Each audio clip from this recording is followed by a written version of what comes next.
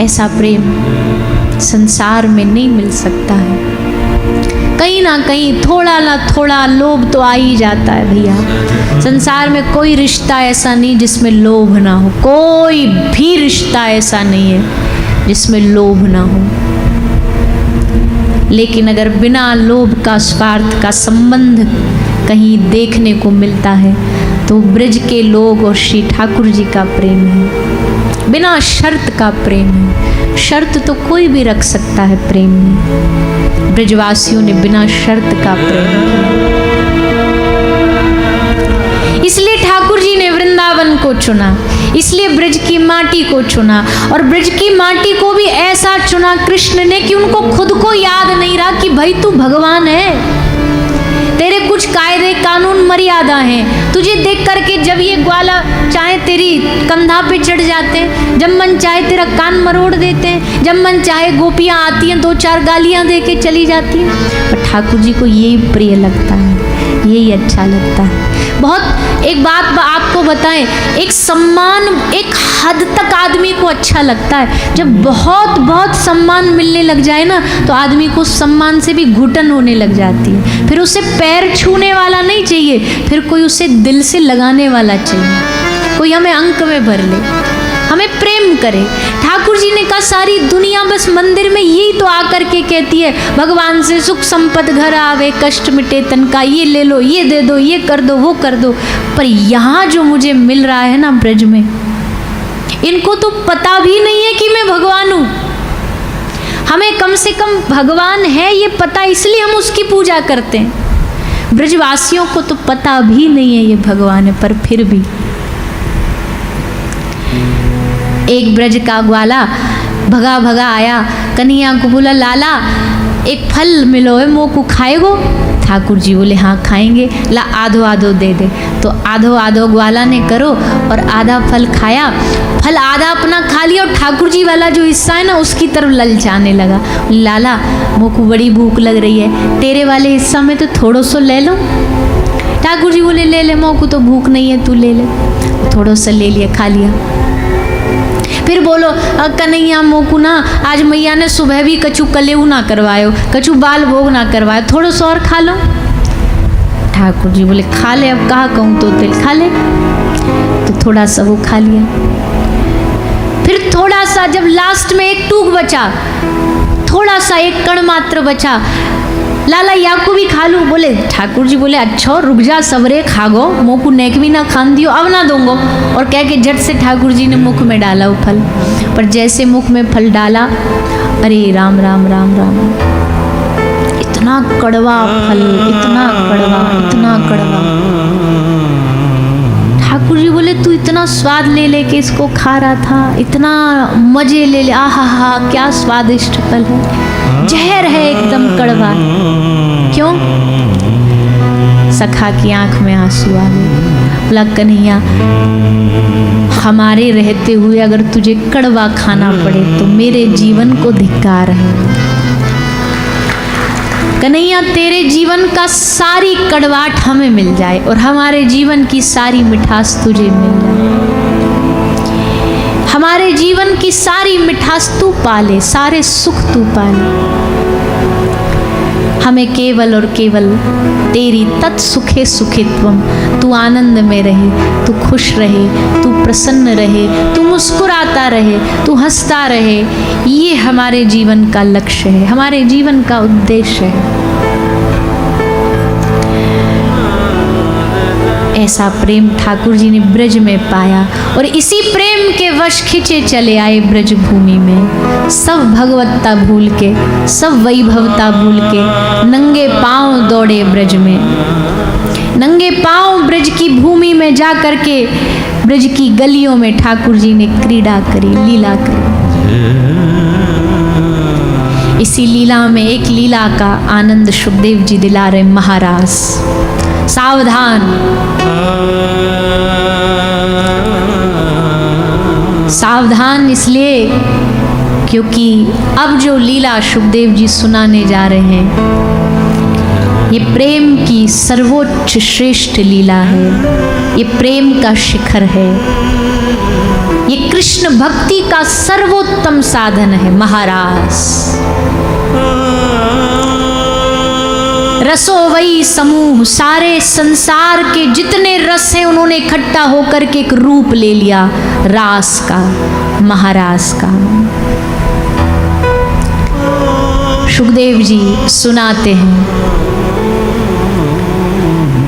भगवान पिता रात्रि शरदोत फुल्ल मल्लिका विक्षरन्तुम मनुष्चक्रे योग मायाम उपाश्रिता। श्री ठाकुर जी ने आज महारास की भूमिका बनाई। कैसे बनाई? पूरा माहौल तैयार किया, योग माया को आदेश दिया। शरद पर मल्लिका के फूल खिलने लग गए, यमुना जी हिलोरे लेने लगी, चंद्रमा की चांदनी की छटा से वृंदावन पूरा प्रकाशित हो गया। रात्रि को मोर नृत्य कर रहे, कोयल कलरव कर रही है। और उस आधी रात्रि को जब सारा जग सो रहा था, तब गोपियां जाग रही थी। किसके इंतजार में? कृष्ण बुलाने वाला, न्योता आने ही वाला है। कब कौन घड़ी निमंत्रण आ जाए, तैयार हो जाओ। सारी गोपी श्रृंगार कर रही हैं, अपने आप को तैयार कर रही हैं उस दिव्य रस में ले जाने के लिए। और तभी कदम्ब के वृक्ष पर खड़े होकर के त्रिभंग ललित मूरत श्री श्याम सुंदर अपने हाथ में बांसुरी लेकर के, वंशी लेकर के, मुखार अधरों पर वंशी को धारण करके श्री ठाकुर जी ने तान छेड़ी अपनी वेणु की, बांसुरी की।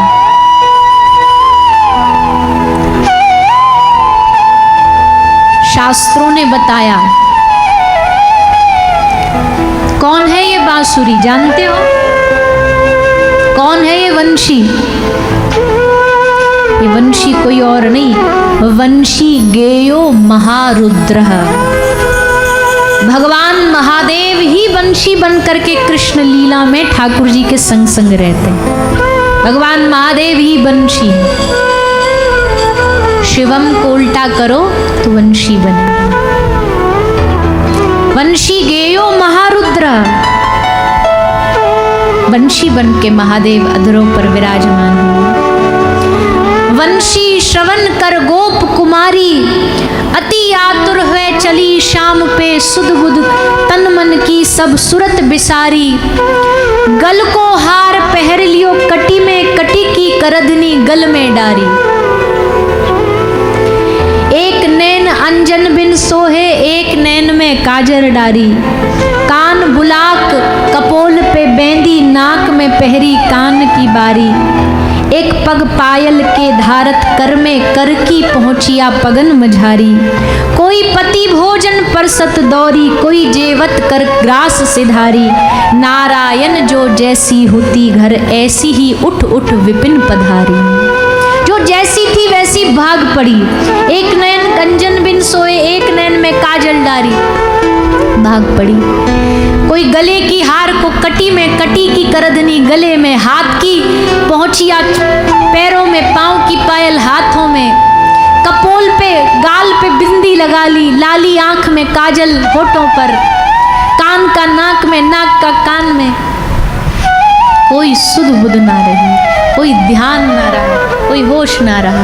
और सब कृष्ण की ओर आई, भागी, दौड़ी, ठाकुर जी के समक्ष उपस्थित हो गई। भगवान ने सबको खूब आनंद से, प्रेम से स्वागत सत्कार किया। परीक्षा ली, परीक्षा मतलब आने का कारण पूछा। गोपियों ने तर्क दिया और उस तर्क से ठाकुर जी प्रसन्न हुए। गोपी परीक्षा में उत्तीर्ण हुई। ठाकुर जी गोपिन के साथ विहार करने लगे।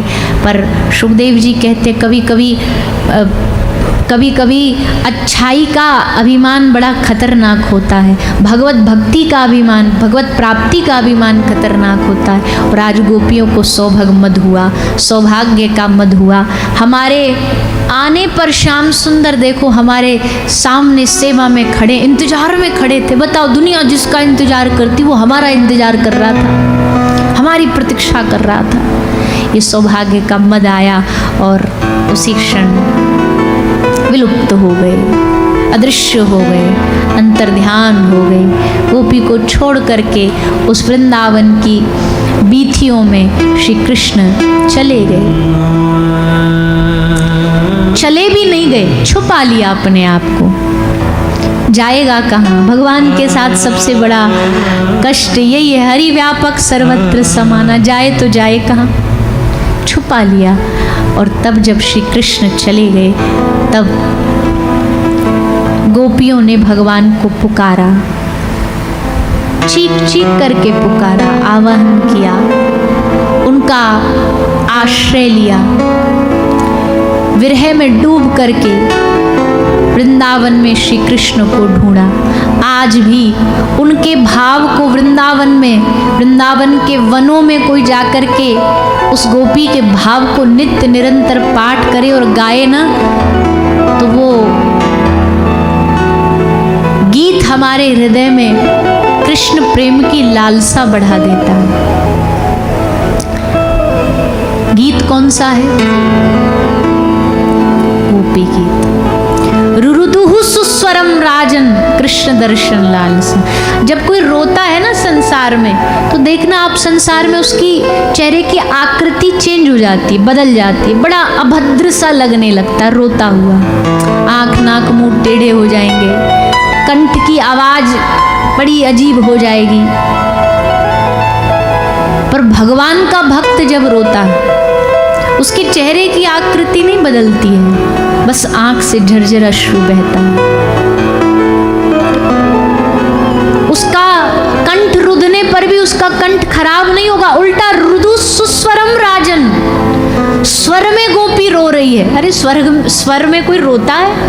पर हाँ, गोपी स्वर में गा रही है, स्वर में रो रही है, स्वर में पुकार रही है कृष्ण को।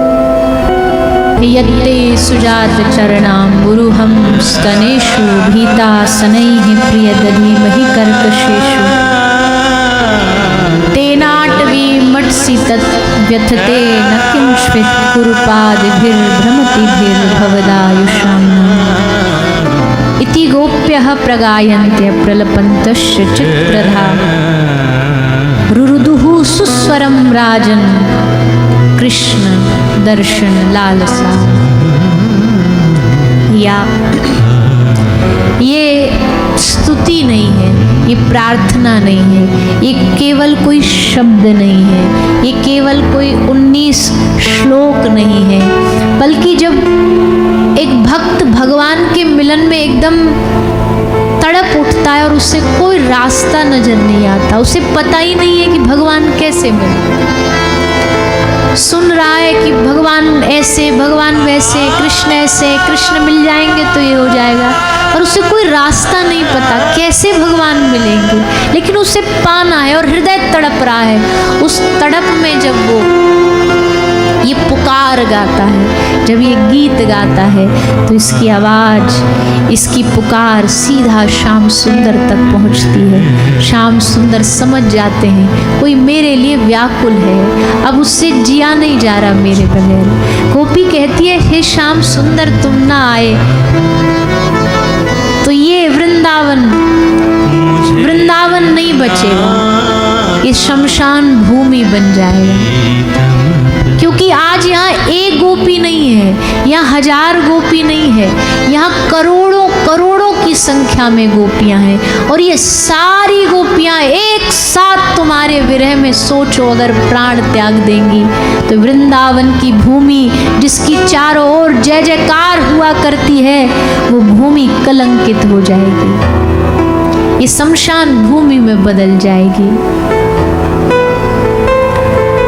इस गोपी गीत में कभी गोपी प्रार्थना कर रही है, कभी रोष आ गया तो ठाकुर जी को थोड़ा सुना दिया, भगवान को श्याम सुंदर को कहती है, तुमने हमें अघासुर से बचाया, तुमने इस ब्रज को बकासुर से बचाया, धेनुकासुर से बचाया।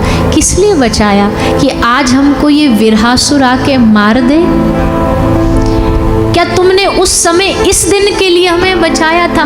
कम से कम अघासुर मार देता तो कलंक उसके माथे पर लगता, पर आज हम मर गई तो कलंक तुम्हारे माथे पर लगेगा। और एक बात कह दें, ये श्याम सुंदर, तुम दुनिया को पाप पाप और पुण्य से डराते हो, पर आज ये गोपियां तुमसे कह रही हैं अगर तू ना आया तो इतनी सारी गोपियों की हत्या का पाप तुझे लगेगा। बांसुरी ने कहा गोपी से क्या बकवास कर रही है, तू हमारे प्रभु को कह रही है कि उनको हत्या का पाप लगेगा, कौन सी हत्या करी उन्होंने। गोपी कहती है हे बांसुरी तू नहीं जानती, हत्या केवल तलवार बंदूक की नहीं होती है, नेह किम वधा, कृष्ण ने जो हत्या करी है वो हमारा वध किया है। किससे वध किया है? अपने नेत्रों की उस सुंदरता से, उन नेत्रों की कोरों से हमें देख करके मानो बाण चलाए हैं, और हमारी उसमें हत्या का मतलब हमारा मन ले गया, हमारा प्राण ले गया, अब तो बस केवल तन बाकी है। गोपी बार बार कहती है श्याम सुंदर लौट आओ, प्रभु लौट आओ, प्राणों की बाजी लगी है, ये प्राण चले जाएंगे। बांसुरी ने पूछा तू इतने देर से कह रही है प्राण चले जाएंगे, मैं मर जाऊंगी, मैं मर जाऊंगी, इतनी देर तो हो गई अभी तक तो मरी नहीं तू, क्या ये सब बेकार की बातें हैं? बोले नहीं। गोपी कहती है मरी क्यों नहीं जानते हो? तब कथामृतम तप्त जीवनम, मरने ही वाली थी कि तभी किसी ने आकर के कान में कृष्ण कथा सुनाना शुरू कर दिया, और कृष्ण कथा अमृत है। इस कथा ने हमको बल दिया, इस कथा ने हमको जीवन दिया, इस कथा ने हमें साधा।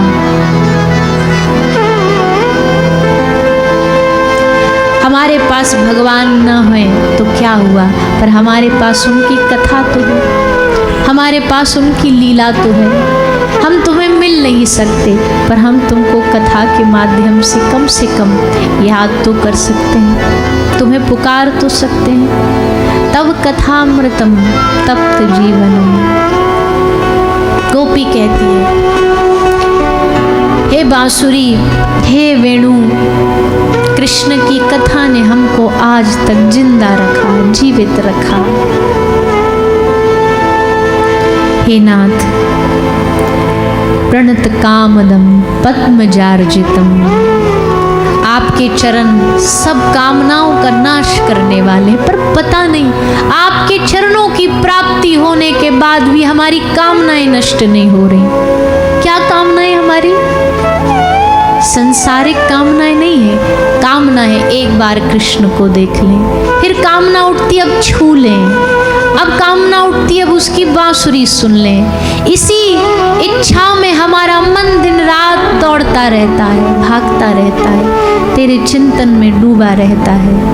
हे नाथ, आज इस ब्रज को बचा लो, हम गोपियों को बचा लो।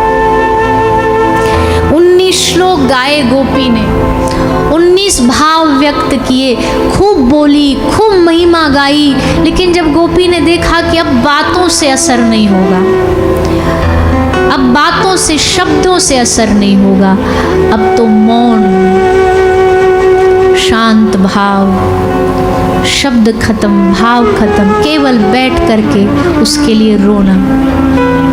ब्रज की भक्ति कहती है बार बार भैया, जो ठाकुर बड़े बड़े स्तुतियों से नहीं मिलता, जो ठाकुर बड़े बड़े वेद शास्त्र पढ़ने से नहीं मिलता, वो केवल उसके सामने रोने से पिघल जाता है। जब भक्त उसके लिए रुदन करता है, रुदुः सुस्वरम राजन, बैठ गई सारी गोपी समूह में, और सब बैठ करके एक साथ एक जगह बैठ के श्री कृष्ण को पुकारती हैं, मानो अब प्राण गए, और अब एक क्षण भी देर लगी, ठाकुर जी भी समझ गए, अब अगर हमने देर लगाई तो सच कहती हैं गोपियाँ, इस कलंक को मैं कभी धो नहीं पाऊंगा। इसलिए पीतांबरधर शगवी साक्षान मन्मथ मन्मथ, आज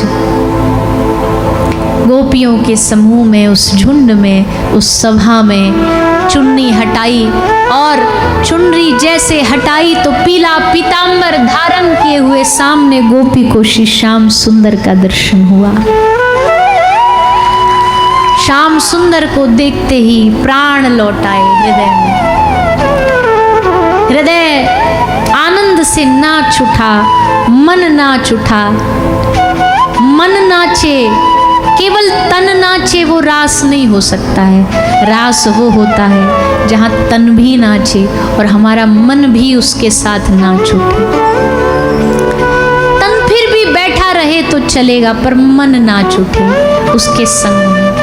ठाकुर जी गोपियों के बीच में प्रकट हो गए। भगवान ने कहा अब तुम्हें उस लीला का आस्वादन मैं कराऊंगा जिस लीला का आस्वादन देवताओं को नहीं मिलता, ऋषि महात्माओं को नहीं मिलता। इसके लिए प्रेमी बनना पड़ता है और आज तुम उस प्रेम की स्थिति में पहुंच गई हो, तुम इसके योग्य बन चुकी हो। ठाकुर जी ने ये सब लीला करी कि पहला अगर ठाकुर जी छोड़ के न जाते तो बताओ ये गोपी गीत कैसे मिलता भक्त वैष्णवों को, ये इतना सुंदर भाव कैसे प्राप्त होता। और दूसरा, जो गोपी के हृदय में छुपा प्रेम है वो जगत को पता तो लगे कि ये गोपी कोई अंगूठा छाप गोपी नहीं है। 19 श्लोक का मतलब है व्यास जी की 19 रचनाएं, 18 पुराण और 19वां महाभारत। ये सारे की सारे गोपी ने एक एक श्लोक में उसका पूरा भाव व्यक्त कर दिया है, सार लिख दिया है। ऐसा भाव है गोपी गीत। श्री ठाकुर जी गोपी के समक्ष प्रकट हो गए।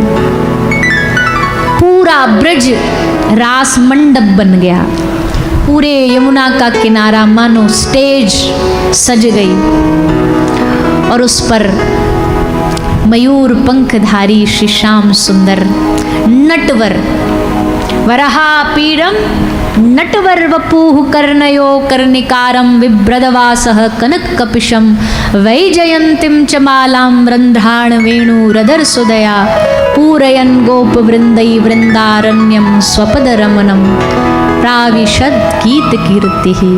नटवर सखा श्याम सुंदर हाथ में वेणु लेकर के पीताम्बर धारण करके वृंदावन के पुलिन पर, यमुना के पुलिन पर महारास आरंभ करते हैं। दो गोपियों के मध्य में एक कृष्ण एक श्याम सुंदर, और उस रास में भैया पूरा ब्रह्मांड नाच उठा।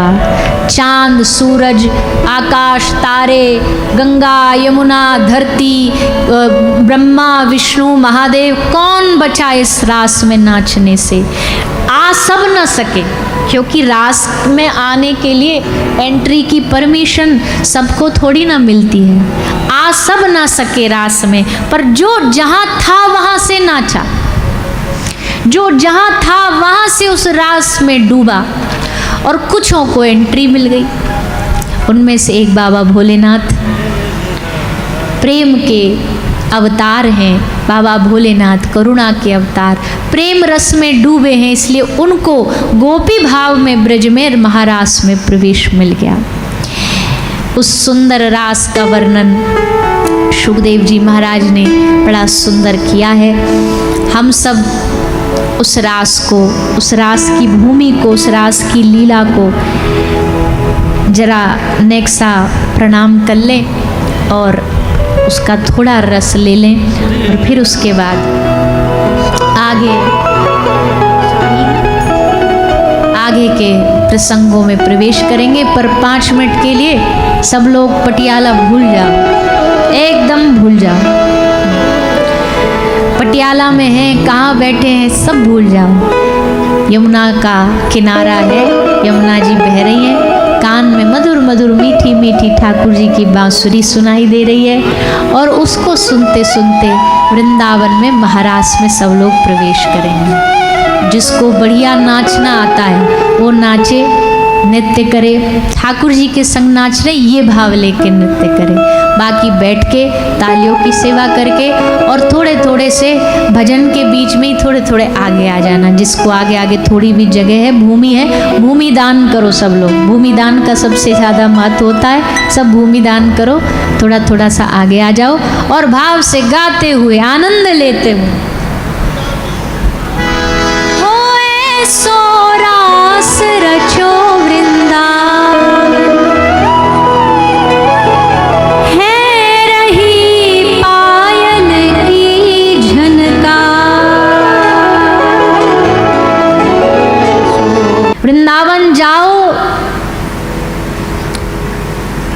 तो अपने ही रिस्क पे जाना। हाँ, हम पे ना इल्ज़ाम लगाना कि ये कथा वाले माइक पर बोलते रहते हैं, हम स्पष्ट बता रहे हैं, अपने रिस्क पर जाना। जैसे कोई डेंजरस स्टंट करता है ना, तो उसमें नीचे लिखा आता है कि भैया ये बड़ा खतरनाक है, तो अपने ही जिम्मेदारी पर करो, अपने सामान का खुद ही ध्यान रखो।